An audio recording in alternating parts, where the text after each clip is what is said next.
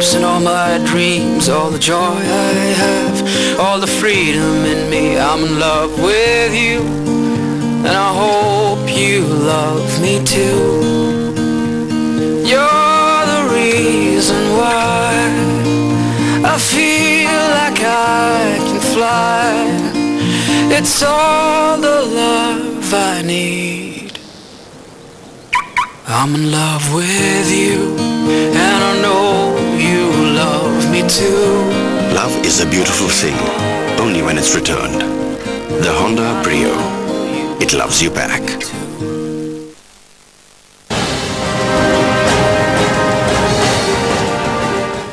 Welcome back. Well, the big question, in fact, that we're asking you today is, do you know that you might be consuming synthetic milk and not natural milk? And after watching this report, would you think twice before consuming milk? Well, this is the big question that we're asking you. The numbers are flashing on your television screens. Call us or send us an SMS and share your views with us. Well, Doctor, I'd like to come back to you here. We have discussed so far as to how milk is adulterated, what are the processes involved, but what is the kind of impact it has on the human body?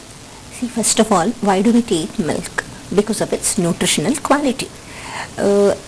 ICMR suggests that according to recommended dietary allowance, the average Indian has to consume 250 ml of milk. Maybe 100 to 200 ml for a normal man, I mean for the adult man, and for the pregnant, lactating, and then for growing children, it is more than 250, and even it's a very essential food for the geriatric diet also. I mean, after 70 years, this is a very, very important nutrient. This gives a minimum of protein, say approximately 8 to 10 grams, 7 to 6 grams of protein one should receive through this milk is a common thinking of a dietitian. We prescribe milk because one is going to get this much of protein. When urea is added into this milk to imitate, the protein, where are we going to get the protein from this kind of milk is one question. And then the second thing, if the urea is added into this kind of milk, it is going to affect the health, the general health, especially it causes fibroids. It is going to affect the lungs, and it is going to affect the nose, and the kind of irritation it will develop in the nose and in ears and in the tongue. In all the sensory organs will get affected because of this excess of urea, and then the excess of urea is going to affect the renal cells. Imagine, we say that milk is very, very important, and as a dietitian, I may tell you geriatric, in a geriatric diet, I may say you consume at least 400 to 15 ml of milk. Imagine a man, a 70-year-old man, diabetic and renal problem. He is already having a renal problem, and then this kind of milk is supplied to him. Imagine the plight of that man. This is really very sickening and very sad that we are telling this kind of milk. This is, affecting everybody, not only the senior person. And then we give milk for the school children, for the growing children to grow. Protein is an important component for the growth. When there is no protein in this milk, it has got only urea in this. Urea is an end product of the protein. It's an end product of the metabolic end product of the protein. When that is given to the body, how can we expect the child is growing? So naturally the growth is affected. We see the stunted growth. So in various ways this is going to affect the health of the person. And then another thing is, why do we buy milk? It is not only to take milk as such. We add milk into various other foods to enhance the taste. And apart from that, milk is a very, very perishable thing. But Indians, our ancestors, they were very genius, I tell you. They know that milk is very perishable. That's why they have developed buttermilk. Buttermilk can be, kept for 2 days. 3 days. Curds can be kept for 3 days, and this 3 days, 2 days buttermilk can be used for majge huli, curry, and that kind of thing. Why majge huli and curry is specifically used is because that is boiled. When you make majge huli, when you make curry, that sour milk is boiled. Supposing if there is any bacteria is grown in that, if the bacteria colony is present in that, it is heated up, and so that is going to nullify the act of these bacteria. That is one part. And then another thing what Indians know is, nowhere in the world they know about this, clarifying the butter. We clarify the butter, that is ghee. Butter can be kept for some days, but ghee can be kept for many number of days. If this ghee has got all these kind of substances, because the milk has got all this, this ghee is taken out from this kind of milk, and what is the guarantee of the quality of that milk and how long that ghee is going to be retained? I am going to tell you my own experience. Once I bought a kind of ghee. That ghee after 20 days it started giving the off smell, you know. It was really very bad, and I discarded that milk. This is something was added to that. At home level we really cannot detect what is added into that. This is happening every day in everybody's house one or the other time. For these kind of things we have to be very, very careful. What kind of, actually the source of the milk we need to know, from where we are getting this milk and from where we are getting all these milk products. Right. We'll take in another caller now. Gomati from GM Parla. Yes, Gomati, what do you have to say? Hi, TV9 and group. I would, the News 9, the TV9, I would like to thank you all for putting this forward. It's creating a lot of tensions, I think, to everybody here. And I should put forward this, that milk being one of the most important things that we consume every day. And as a child, we've been told to consume this every day. I would like to put down few points very quickly. First point, why is that only TV9 or News 9 is taking up this initiative? And why not the others? Second point is, you had already told us regarding Kanti Sweets and various other sweet stores which had lead involved in, the lead content in the sweets. I would like to know what was the result out of the show that came up on TV9 and News 9. Is that the same that we can expect out of this this show as well? Right. Thank you, Gomati, for speaking to us. Mr. Juban, would you like to answer to that? Yeah, I think the very brief answer to that question is don't expect anything, at least in the short term. The government is making a lot of effort to create the facility. See, we at MS Ramaiah Food and Drug Testing Lab, we are lucky because our founder had created this kind of a facility there where we can and use it for this kind of a purpose. But unfortunately, as yet, the government is still investing in the required infrastructure, and prosecution is a different business altogether. It takes there are a lot of norms to be followed, from the sampling right up to the analysis. But it's happening. The good part is at least the Food Safety Act has come into, has been implemented, and right now what I can tell you is that there is hope, because the facilities are being created, the government has dedicated money and people for it, training is going on, and thanks to the pressure built up by channels like yours, the TV9 News 9 channel, and by people like you who just called and who take the trouble of actually calling and clarifying these issues, I think that the day is not far off where we can expect better action. We have another such caller now, Hasmatullah from RT Nagar. Yes, Hasmatullah, what do you have to say? First of all, I thank you that you have taken such a serious subject in your News 9. I am always a viewer of your News 9. We the laymen want to know that you cannot tell the brand, because you suspect that it comes in any brand, this adulteration comes in any brand. But I want to know that whether the other packing, that is Tetra Pak or all the things, can it be a safe one? Can it be a safe one? Right, the Tetra Pak, and how you can consume for the babies. Is it safe for the babies and the pregnant women? You please tell me, like. Right, Mr. Hasmatullah. Mr. Raghu, would you like to answer? This is safe, and it's proven that there's no problem as long as it cuts the barrier from the atmosphere and increases the keeping quality. That's not an issue. But today, see, the milk is a nutritious product. There's no doubt about it. What comes with the milk? Urea is a fertilizer. Sodium hydroxide is a cleaning agent, normally used for cleaning toilets. Okay, so these chemicals are coming into a food. Now, when you consume these toxic chemicals, you will not feel the problem tomorrow. So there is always what is called as a cumulative effect.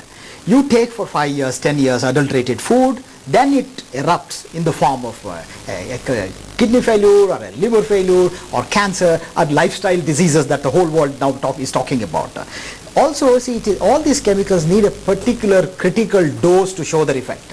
That's called cumulative effect. It's always said that the poison is decided not by the very nature of a chemical, but by the dose. So as the dose increase in the body, as they get accumulated in the fatty tissues and they get accumulated, that is when they reach the critical amount. Even a pesticide residue takes 15 to 20 years to reflect itself as cancer. See, that is when it triggers the cells to multiply without control. So one of the problems today that this is a part that we always take it for granted. Drinking a milk and eating rice, or these are daily diets, staples, standing diets. We can't be looking at them so critically, chemically. That is why it is now said, not the buyer beware, but the seller beware. Right. So I think we got to look at these health angle, and what can the government do, and I think it's very important to ask right questions. And that's what the media is doing. And that's what the society should be involved. They say the rot begins when right people keep quiet. Right. Or like they say the bad MLA is elected by a good citizen who did not vote. So the participatory thing is also important. The consumer movement is also important. It's a process of sensitizing. I was saying the other day that that there are two books that created food safety in US. One is A Jungle by Upton Sinclair. Another one is Silent Spring by Rachel Carson. So two books were able to bring about new food safety regime in the government. These are two individuals who had to bring about change. Right. Another Bengaluru now joins us. Zeenath. Yes, sir. Zeenath, what do you have to say? Madam, first of all, I want to thank TV9 to break out such illegal milk factory, madam. Right. Thank you. Please go ahead. Yeah. So I wanted to know a question about this milk. How can we know whether the milk is original or duplicate, madam? Right, Zeenath, that's the kind of question I think we've been flooded with today. How will a layman know? Again and again they're asking, and plus they're very surprised that such an issue is coming out now, because probably a layman will never be informed that what they're consuming is not natural milk, is not fresh milk. One has to be very, very sensitive with the taste. Madam, you must have been tasting milk from your childhood days, right? Maybe long time back when this kind of technology was developed, even to adulterate technology is required. A long time back, say 20, 30 years back, the technology was not so well developed. They could have not adulterated, this way. You must have tasted that milk. There is a difference. That was definitely, a pure milk. We assume even that now you must have tasted the pure milk that time, those days. If you take the same milk, if you drink the milk, definitely you can see the difference. So that difference, it makes yourself very sensitive, especially, your eyes and the tongues need to be very, very special when you are tasting any food. If you think this is not really original, just reject it. Reject it. But can we reject it now? Even now when we go to the rural areas, when we drink the cow's milk directly from the milkman, it tastes completely different from what we get in packets. So can we reject what we get in packets as telling that it is not original, I don't want to drink it, I can't drink it? No, that would not be an appropriate thing to do, because there are still a lot of, like Madam was saying before, there are a lot of essential nutrients that come through this milk. And part of the factor, of course, is taste. But then rejecting it would not be the right thing to do, because there is good milk available even today. If you go hunting for it, it's not an issue to get it. It may be a little difficult, but not impossible. Then we need to, people need, like Raghu sir was saying, positive people need to create that kind of a pressure to get this thing in its, when we keep quiet, we accept it. And when this kind of an issue does not get raised, then obviously people who are doing it continue to do what they are doing. So unless people protest, then solutions are created. The government is pressurized into a situation where it has to react, and when they react, invariably they do it in a very positive way and ensure that something happens. So when that kind of a positive pressure is built up, then the solution is not to reject it, but to create pressure in such a manner that you get what is your due. I think that is the answer. Right, another Bengaluru now joins us, Shakuntala Devi. Yes, Shakuntala Devi, what do you have to say? I am so shocked seeing this program. I really appreciate the effort being put up by TV9 to expose these things. I am a strict vegetarian. I travel around the world a lot. I go around, defeating computers. I am a mathematician. I am known as a human computer. I work with my mind, and I am completely dependent on milk, being a vegetarian, especially when I travel. And after seeing this program, shock waves are going through my body. But after all these efforts, TV9, News 9 has done, is the government going to take any active steps in curbing this kind of corruption? This is mass murder. It can be compared to Hitler's gas, I mean, when he put so many people in the gas tank. I mean, it's almost like that. And what is the solution? There's no use dwelling on the problem. We have to find a solution. We have to protect innocent people from, getting extinguished from this world, suffering sickness, illness, and what all things can go wrong. It's shocking. Right, Ms. Shakuntala Devi, was a pleasure speaking to you, and also we hope that the government takes action. Definitely, that was the math wizard Shakuntala Devi also expressing her concerns. She is very, very shocked with the findings of the tests that were carried out by Mr. Juban and his team. Now, another concern that was reflected by one of the callers was the effect on pregnant women and little children. Are they more sensitive than we are towards these adulterated products? See, definitely the fact that caustic soda was there is one part, and then one part we all missed out on was that as far as the synthetic milk was concerned, one of the major ingredients was palmitic acid. It comes from palm oil origin, which is a saturated fat. So if you take natural milk, there is more of unsaturated fats than saturated fats. And when it came to the synthetic milk, the ratio was reversed, and reversed by 3 times, which meant that this synthetic milk contained 3 times the amount of saturated fat than the unsaturated fat. And I think and then this kind of synthetic milk, since it is not natural, naturally the calcium content in the milk will be definitely low. When you take 100 gram of this milk, the natural milk, a pregnant woman do require more calcium than a normal person, especially in the second trimester, where the fetus is going to grow all its bones. That is a time she requires more calcium.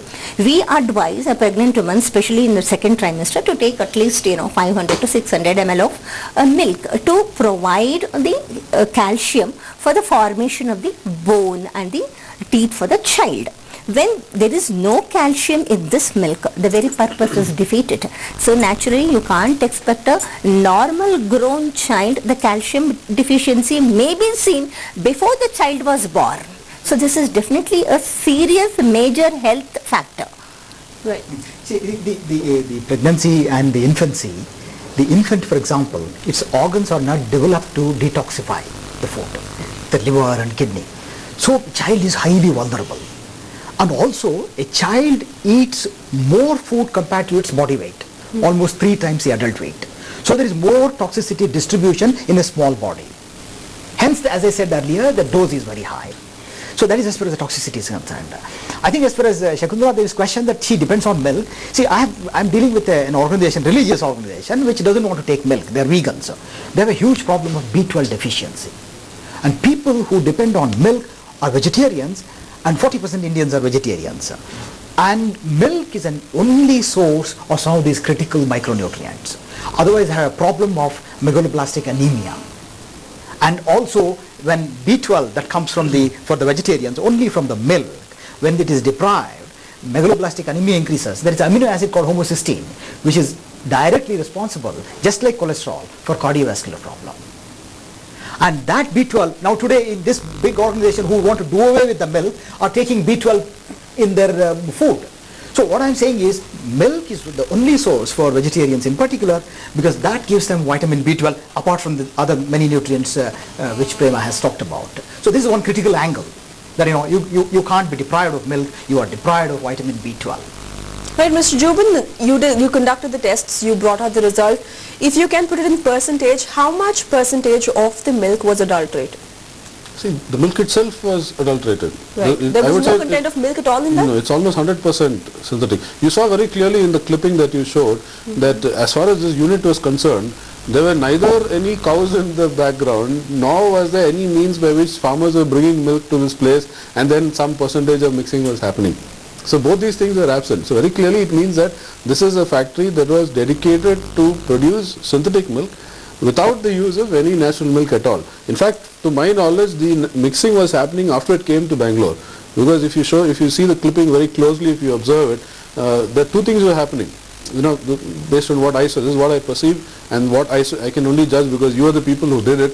See, I could see very clearly that there were two things that were happening there. One is there was a truck which came carrying this milk, and there was another truck which came from Bangalore which carried another set of containers.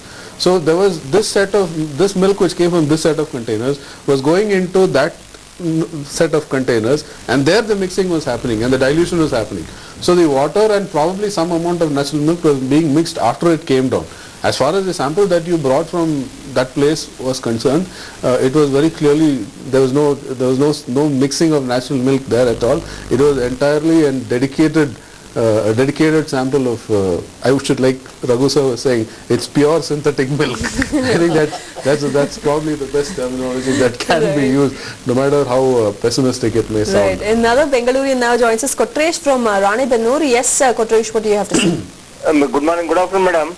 Good afternoon, please go ahead. Madam, these people are telling that without this adulteration is made with nitrogen compounds, urea and caustic soda and this many other chemicals. How the milk is preserved without these chemicals? Without using this urea and caustic soda, they will use it for washing these containers.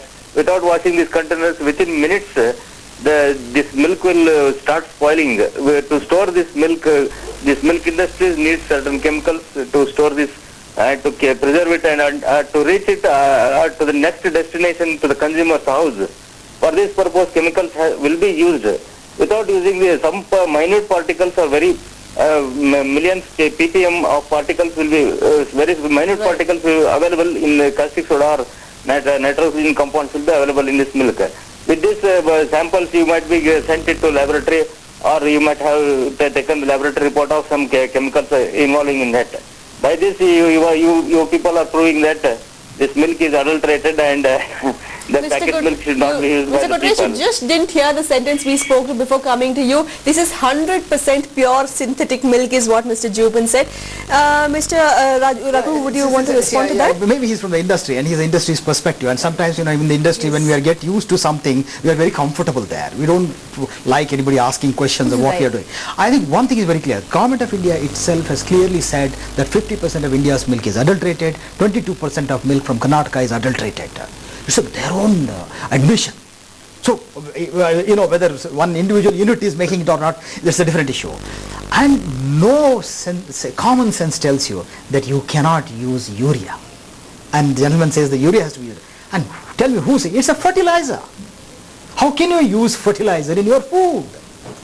Okay, sodium hydroxide is used as a cleaning agent. But today, because of our obsession with hygiene, these cleaning agents, sodium hypochlorite, formalin, sodium hydroxide, are also getting into milk. Okay, when we know that, we have been using, DDT was praised when it came. And there used to be songs that cows telling that I need DDT. And it was praised, and the man who found it got Nobel Prize. But today we say it's banned across the world. We were using methyl bromide and aluminum phosphide for fumigating all foods. Every godown still uses, but it's getting banned across the world. So so they say the truth to progress, we have to reject and refute the false ones. Sometimes we keep them as well. For example, today vanaspati is being rejected as a wrong food, which causes cardiovascular problem. We have been stuck with vanaspati for nearly 200 years. But now you say, no, this was a wrong stuff. It has got trans fatty acid. It is not good. We have to change it. Laws are being brought about to make vanaspati without trans fatty acid. And if you can't say, no, I was doing it, I will continue to do it. Okay, sodium hydroxide can be eliminated in the cleaning process. All these cleaning chemicals have to be questioned. Whether no better alternative. Natural chemicals. Natural chemicals. Whether there is no. What is hygiene? It is not that killing bacteria at the cost of a DDT. If there is an ant crawling in your room, I keep saying if you are putting a Gamaxin, BHC or a DDT and killing that ant, let the ant be. So at what cost are you? Are you burning the house to get rid of a mouse? This is the question. So that is why the hygiene today, in fact, the hygiene hypothesis, purity and hygiene itself is sometimes questionable. I'm not saying be dirty. Right. Dirt is a matter misplaced. That's a different issue. But what kind of hygiene? In the US and Europe now they say if child is sick, having allergy, they say go and play with the mud. Because your immunity improves. Your body should not be an army which has never waged a war. So hygiene hypothesis, they say, if your body doesn't, see, your body is made up of 100 trillion cells and 90 trillion cells belong to bacteria. You are a guest in your body. So what is the hygiene that we talk about? Yes, we don't need 5 of the pathogenic microbes, Staphylococcus aureus, E. coli, Salmonella, and what is the other one? Pseudomonas, and then Vibrio cholerae. 4 or 5 of them. Yes, we don't want those pathogenic bacteria. But hygiene doesn't mean sterility. Right. I think one thing I want to tell the gentleman who just called, so very clearly, unlike what you think, none of the results are in ppm. I mean, he's saying that they were all in ppm level and very minute, but from the clipping and from what we have analyzed, none of these things were in the ppm level. They were all in the percent level, which means about 1000 times the ppm level. So there is no way that this thing crept in inadvertently as a cleaning chemical or anything of that kind. So definitely that part of the logic is out of the window, because there were substantial amounts, and those kind of substantial amounts can come in only when you dump in a lot of it. So there is no question. Milk. Absolutely. So it's not ppm. Part per million is something that comes in inadvertently, and something that comes as preservative, cleaning agent. But clearly, without doubt, and it has been, we have even shown the silica crucible in which the sodium carbonate has come out, and even to the naked eye, very clearly it's not in ppm level, it's in a substantial level. Right, we'll just be back to the discussion. We need to take a quick break now. We'll be right back. We'll discuss more on this very grave issue of milk, something as fundamental as the milk being adulterated in Namma City.